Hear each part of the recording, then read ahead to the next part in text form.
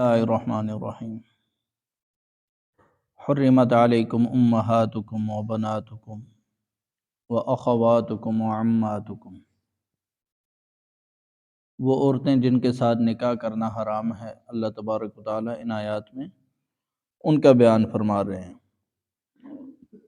ان میں سے دو قسم کی عورتیں، ماں اور بیٹیاں، اور پھر یعنی کہ اصول اور فروع سارے کے سارے، ماں میں دادیاں نانیاں سب آ گئی، اور اسی طریقے سے بیٹیوں میں ہر قسم کی بیٹی، چاہے حقیقی ہو یا علاتی ہو یا اخیافی ہو، یعنی ماں شریک بہن شریک جس طریقے کی بھی ہوں، یا جو گود لی ہوئی ہے، اس کا مسئلہ آگے آ رہا ہے، تو ان سے نکاح حرام ہے۔ اور آگے وَأَخَوَاتُكُمْ، اور اپنی بہنوں سے، اور بہنوں میں تینوں طرح کی بہنیں، چاہے حقیقی ہوں یا باپ شریک ہوں یا ماں شریک ہوں۔ وَعَمَّاتُكُمْ، اور اسی طریقے سے پھوپھیاں، اب چاہے وہ اپنے والد کی حقیقی بہنیں ہوں یا اخیافی ہوں یا علاتی ہوں، یعنی باپ شریک یا ماں شریک ہوں۔ وَخَالَاتُكُمْ، اور ماں کی بہنیں، خالائیں، اور اس میں بھی وہی تینوں کہ ماں کی حقیقی بہنیں ہوں یا باپ شریک یا ماں شریک ہوں۔ وَبَنَاتُ الْأَخِ، اور بھتیجیاں، بھائی کی بیٹیاں، بھائی چاہے حقیقی ہو یا ماں شریک یا باپ شریک ہو، تینوں طرح کے بھائی ہوں گے۔ وَبَنَاتُ الْأُخْتِ، اور بہن کی بیٹیاں یعنی بانجیاں، اور بہن میں بھی وہی تفصیل ہے، تینوں طرح کی بہنیں۔ یہاں تک تو بیان تھا حرمت نسبیہ کا، وہ حرمت جو نسب سے ثابت ہوتی ہے، اور آگے اللہ تبارک و تعالیٰ حرمت رضاعت کو بیان کرتے ہیں، اور یہ مسئلہ عام طور پر پیش بھی آتا رہتا ہے۔ باقی جو مسائل ہیں حرمت نسبیہ والے، یہ تو مسلمانوں میں نہیں ہیں، لیکن جو حرمت رضاعت ہے یہ مسئلہ سمجھنے کا ہے، اس کے اکثر مسائل پیش آتے رہتے ہیں۔ وَأُمَّهَاتُكُمُ اللَّاتِي أَرْضَعْنَكُمْ، اور تمہاری وہ مائیں جنہوں نے تمہیں دودھ پلایا ہے۔ اب یہاں پر حقیقی ماں تو مراد ہو نہیں سکتی، کیونکہ اس کا ذکر تو اوپر آ چکا ہے، حرمت علیکم امہاتکم۔ یہاں پر وہی مراد ہیں جنہوں نے دودھ پلایا ہے۔ تو جو عورت دودھ پلا دیتی ہے کسی بچے کو، تو اس بچے کی وہ رضائی ماں بن جاتی ہے۔ تو جیسے اپنی حقیقی ماں ہوتی ہے، ایسے ہی اس کا بھی درجہ ہوتا ہے، اور جو اپنی حقیقی ماں کے حقوق ہوتے ہیں وہی حقوق اس کے بھی ہوتے ہیں۔ اور یہ دودھ چاہے ایک بار پیا ہو یا زیادہ بار پیا ہو، تھوڑا سا پیا ہو یا زیادہ پیا ہو، اس کی کوئی قید نہیں۔ اور اسی طریقے سے یہ دودھ پینا مدت رضاعت کا مراد ہے، یعنی کہ مدت رضاعت کے اندر اندر دودھ پیا ہو۔ اگر مدت رضاعت گزر جانے کے بعد کسی بچے نے کسی عورت کا دودھ پیا ہے تو اس سے حرمت ثابت نہیں ہوتی۔ اور مدت رضاعت ہے، امام ابو حنیفہ رحمہ اللہ نے فرمایا کہ 2.5 سال ہے، بچے کی پیدائش سے بعد 2.5 سال، لیکن باقی تمام فقہا نے 2 سال مقرر کیے ہیں، اور فتویٰ بھی اسی پر ہے۔ امام ابو یوسف اور امام محمد رحمہ اللہ، جو امام ابو حنیفہ رحمہ اللہ کے شاگرد خاص ہیں،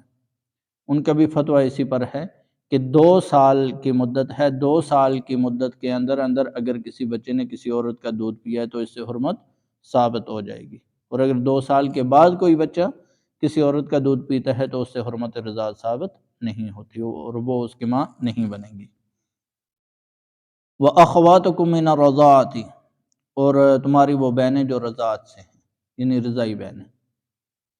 اب یہ مسئلہ تھوڑا تفصیل طلب ہے اور سمجھنے کے لائق ہے۔ ایک بچہ ہے، اس نے کسی عورت کا دودھ پیا تو وہ عورت اس کی رضائی ماں بن گئی، اس عورت کا شوہر اس کا رضائی باپ بن گیا۔ اب شوہر کے جتنے بھی رشتے ہیں، مثلاً شوہر کے جو بھائی ہیں وہ اس بچے کے چاچا بن گئے، اور اس کی جو بہنیں ہیں وہ اس کی پھوپھیاں بن گئی، اور اسی طریقے سے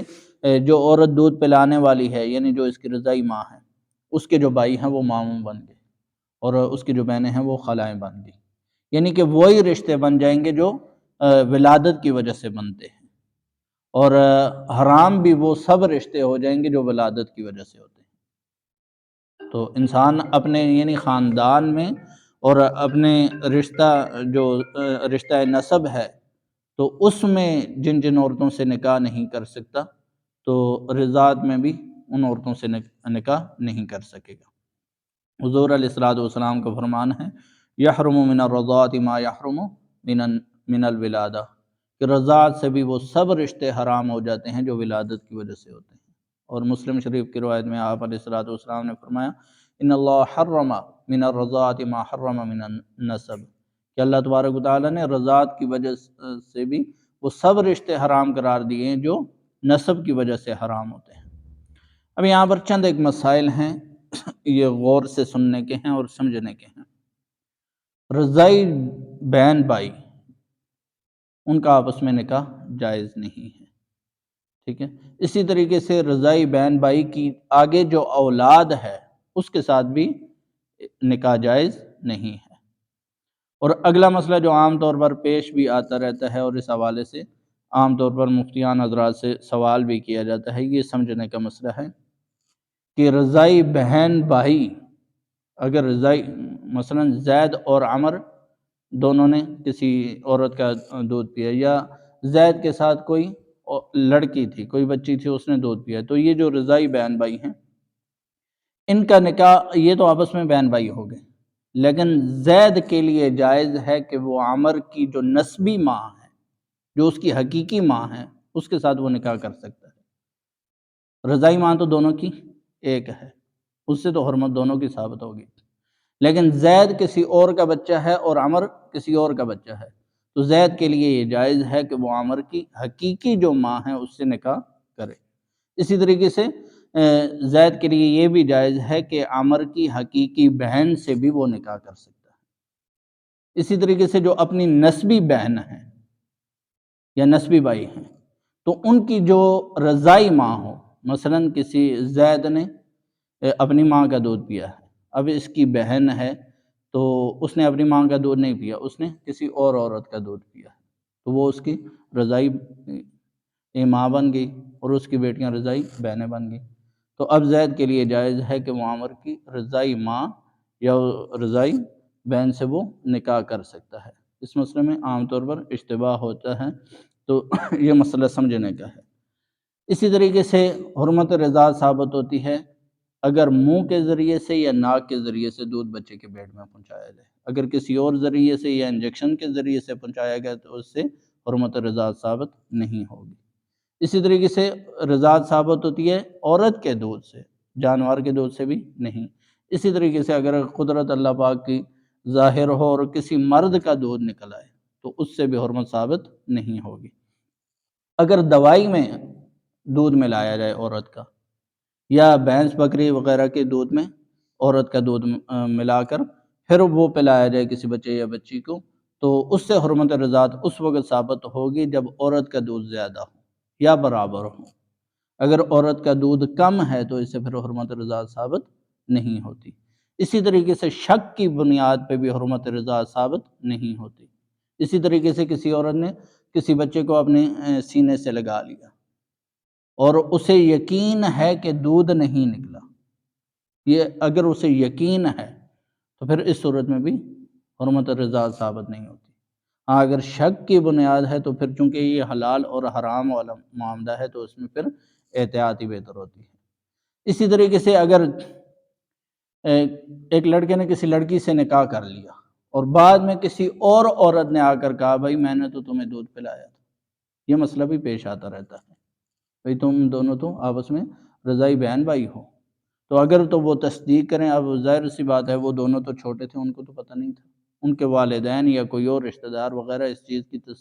تصدیق کر دیں یا حالات اس چیز کی تصدیق کر دیں تو اس صورت میں تو یہ نکاح فاسد قرار دیا جائے گا۔ اور اگر تصدیق نہ کریں اور ایسی کوئی بات ثابت نہ ہو تو اس صورت میں نکاح تو فاسد نہیں ہوگا، لیکن بہتر یہ ہے کہ طلاق کے ذریعے سے ان کی آپس میں جدائی کروا دی جائے۔ اسی طریقے سے گواہوں کا جو مسئلہ ہے، کیونکہ حرمت رضاعت گواہوں کے ذریعے سے بھی ثابت ہوتی ہے۔ اگر تو سب کو پتہ ہے وہ معاملہ الگ ہے، اگر سب کو پتہ نہیں تو پھر اس صورت میں گواہوں کی ضرورت پڑتی ہے، اور گواہوں کا نصاب وہی ہے 2 مرد یا 4 عورتیں یا 1 مرد اور 2 عورتیں، یہی ہے۔ لیکن مسئلہ یہ انتہائی احتیاط والا ہے، تو اس لیے اگر تو ارادہ ہو، یعنی کہ دو مرد اور دو مردوں نے گواہی دے دی یا چار عورتوں نے گواہی دے دی، اس صورت میں تو ثابت ہو جائے گی بھائی یہ حرمت ہے۔ اور اگر نصاب کم تھا، یعنی ایک مرد ہے یا ایک عورت ہے، تو اس صورت میں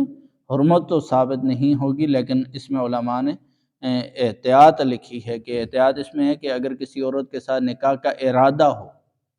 ابھی تک نکاح کیا نہیں، ارادہ ہو، اس صورت میں اگر ایک مرد بھی کہہ دیتا ہے بھائی تم دونوں آپس میں رضائی بہن بھائی ہو، تو اس صورت میں نکاح جائز ہی نہیں ہوگا۔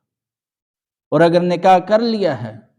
تو اس کے بعد اگر کوئی کہتا ہے تو اس صورت میں یعنی کہ ایک مرد یا ایک عورت ہی کہہ دیتے ہیں، تو اس صورت میں اگرچہ نکاح تو فاسد نہیں ہوگا، لیکن احتیاط اسی میں ہے کہ اس صورت میں بھی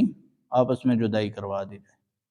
کیونکہ ہو سکتا ہے وہ اپنی جگہ پر سچا ہو، اور اگر سچا ہے تو یہ آپس میں بہن بھائی ہیں۔ اس لیے یہ چند ایک مسائل تھے رضاعت کے حوالے سے، اور یہ عام طور پر ماحول معاشرے میں پیش آتے رہتے ہیں۔ اللہ پاک سمجھنے کی توفیق دے۔